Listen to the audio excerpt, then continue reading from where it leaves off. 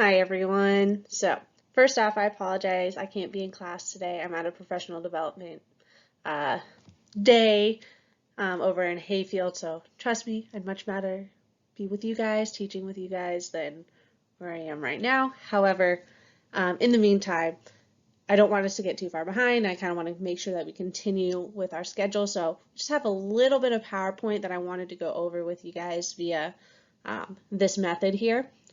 When you go through and you watch this, please take notes like you normally do. You should be able to kind of pause, take notes, and do that at your own pace. Otherwise, you can also just watch it all the way through and go back later. That's totally fine. I do have, and I'm going to have under the Google Classroom assignment, I'm going to have a little Google form that goes along with this, just to kind of prove to me that you did actually watch it. So there'll just be a couple multiple choice questions that hopefully you can answer after you have watched this little presentation here. First off though, please make sure that you have the sheet that the substitute should have given you, and that lists all the tasks that I want you to get done today. So please make sure that you have this. This should be task number 1. So once you've done this, move on to task 2, 3, and 4, and so on and so forth. Do also remember that your Socratic seminar is next class. It's on Thursday, so please be prepared for that. Make sure you are looking over all 4 of those readings. You'll be getting the 4th reading, The Letter to the King of Portugal, today. Please make sure you go through that, really analyze it, and are able to answer those questions. On Thursday, since I am not here today to answer questions, I will dedicate 25 to 30 minutes at the beginning of class to answer any questions, go over any clarifications that you guys need before the Socratic seminar. Okay, so if you do have questions, don't freak out. We will have time to go over that stuff. All right, sound good? All right, awesome. And if you do have questions that you're not sure what's going on, please just email me. Email me at the fcps.edu email, and I will get back to you pretty soon. All right? So with that being said, let's talk about the commercial revolution. So what happens during this time period between really 1500 and 1700, is we have an expansion of worldwide trade. For one thing, the Western Hemisphere that had not participated in world trade before this, because really we didn't have consistent contact between the Western Hemisphere and the Eastern Hemisphere, now it's involved, okay, and involved on a consistent contract in a consistent way. So what's going to happen is we have an expansion of banking, we have an expansion of trade, and in the end we're going to have a huge amount of wealth produced during this time period. So there's some things that change and happen because of that, and that's what we're going to talk about today. This is commercial revolution. So first off, commercial revolution is based on this concept of mercantilism. Okay, so mercantilism is an economic system. So just like today we have like capitalism, right? Mercantilism is another ism. It's an economic system, and this is what most European countries, especially those countries that are going to go out, explore, and establish colonies, are going to participate in. And the whole goal of mercantilism is really simple: make money. Okay, but how do you do this? Well, you're going to become self-sufficient by establishing colonies. What's going to happen is that these European countries, they go out, they start establishing these colonies, taking over these lands, especially in North and South America, this unclaimed territory, okay? And they're going to establish colonies there, and whatever they're trying to produce, sorry, that's my dog, you can probably hear her in the background. Whatever they're trying to produce, that's what they're then going to send over via sea lanes. They're going to send that over back over to Europe, and in Europe they have factories, and they're going to make those raw materials into finished goods, and that's going to produce money there, because those finished goods are then going to be sold on the markets, and those European countries are going to make money. So what you do is you establish colonies, and you make those colonies sell their goods just to you. So for example, let's say we're Spain. Spain goes out, they establish colonies like in Mexico. They're going to produce those raw materials, and they're going to sell them to Spain, and Spain's going to bring them back to Spain, produce them in factories, and sell them to the rest of the world. Same thing in England. So let's take, for example, the raw material of cotton. Okay, they have colonies that are going to produce cotton.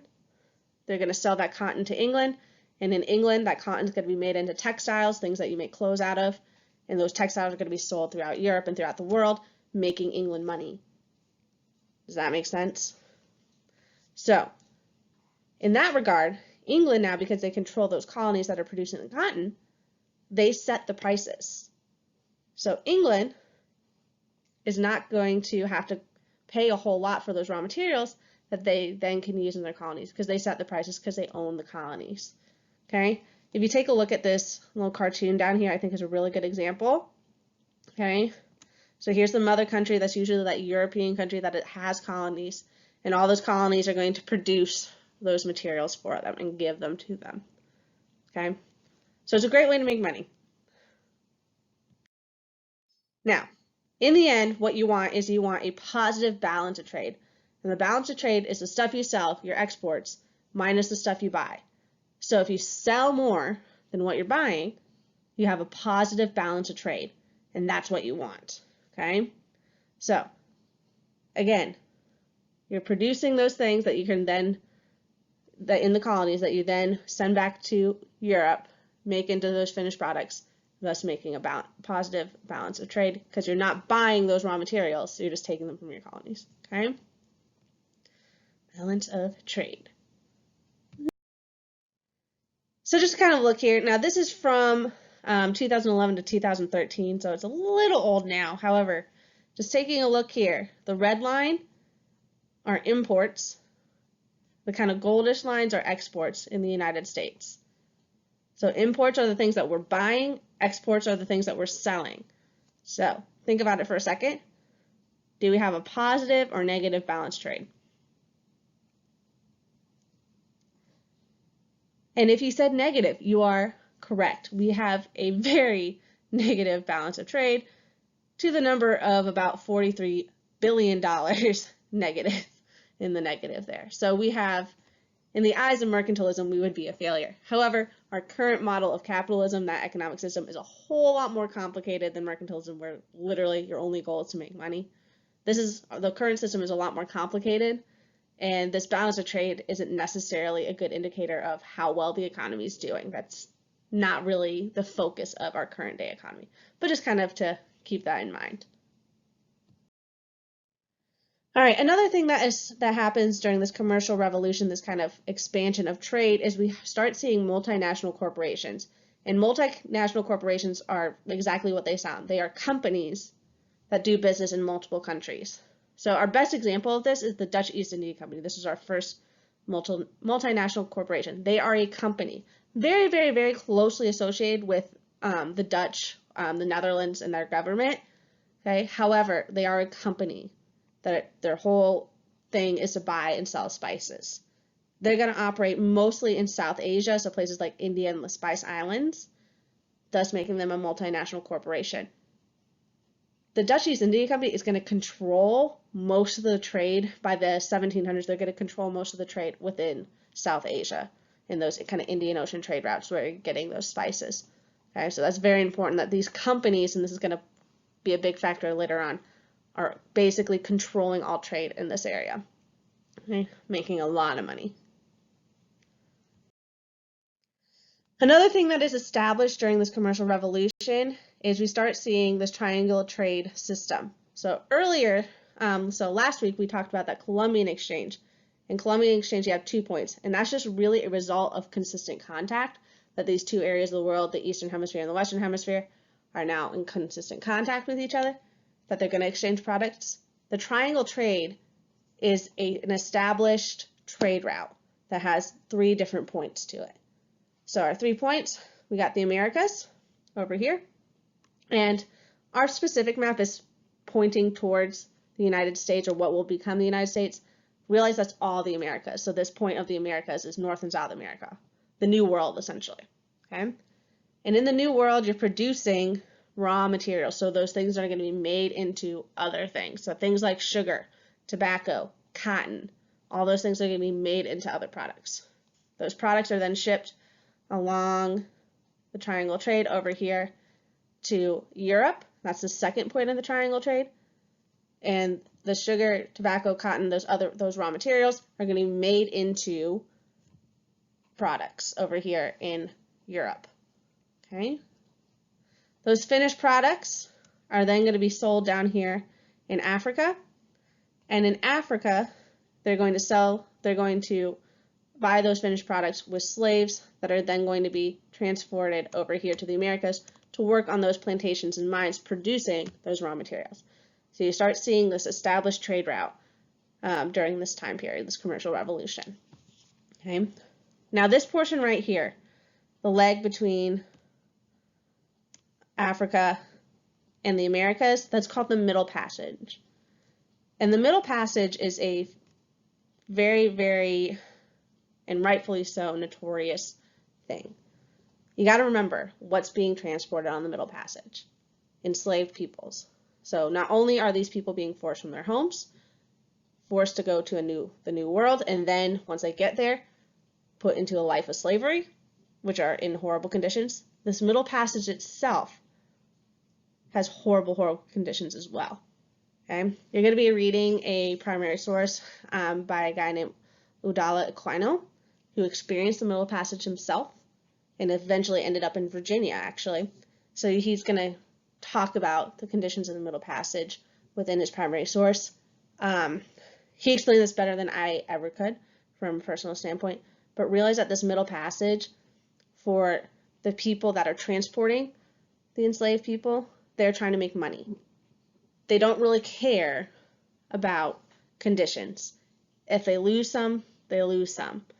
Okay, so there's estimates of anywhere between a third and a half of the people that start the journey in Africa do not make it to the Americas, to their destination in the Americas. And even if they do, they still end up in a life of slavery with horrible conditions. So you got to keep that in mind.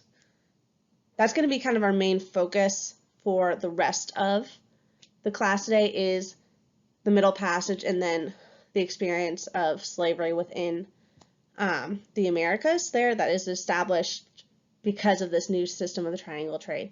So that's really going to be our focus for the rest of class. So keep that in mind. All right, in the end here, if we're looking at major European trade routes, North and South America are pretty well colonized here, okay? Pretty well taken over. If you look over in Africa, we do have some areas on the coast that are colonized, and there especially is going to be where the majority of the slave trade happens, okay? And then if you look over here though in Asia, okay, and especially China and Japan, although they do participate in trade, we do get products, the Europeans do get products from China to Europe. We really are not going to see colonization like we do in the Americas. And we'll talk about why next class. So next class our focus is going to be over here in China and Japan and talking about the conditions there during this time of European exploration. All right. All right. So again, thank you for watching. Go do that Google form, answer those few questions there. Let me know that you actually watched this and understood this. Okay. Once you've done that, move on to step 2. I believe step 2 should be your primary source reading with Odawa Ekwano. Make sure you get that done. And again, your homework tonight is going to make sure that you are prepared for that Socratic seminar, and realize that we are going to have about 25 to 30 minutes to talk about it, go over any questions or clarifications you need before we get into the actual discussion. Again, let me know if you have any questions. Please email me, and I will see you on Thursday. Bye, guys.